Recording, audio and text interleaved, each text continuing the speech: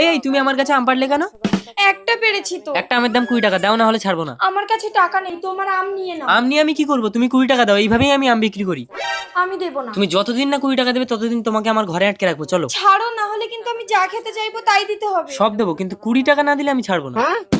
এই নিতাই, তুই নাকি আমার মেয়েকে আটকে রেখেছিস? তোমার মেয়ে আমার গাছ থেকে চুরি করে একটা আম পেড়েছে। এই আমার মেয়েকে ছাড়। 20 টাকা না দিলে আমি ছাড়বো না। এই একটা আইবুড়ো মেয়েকে তোর ঘরে আটকে রেখেছিস, পুলিশ ডাকলে কি হবে জানিস? সে তোমার যাকে খুশি রাখো, কিন্তু 20 টাকা না দিলে আমি ছাড়বো না। হ্যালো পুলিশ, নিতাই মণ্ডলের বাড়ি একটু আসুন তো। যাকে ইচ্ছে ডাকো। পূজা তুই কি খেয়েছিস মা? বিরিয়ানি কিনে খাইয়েছে।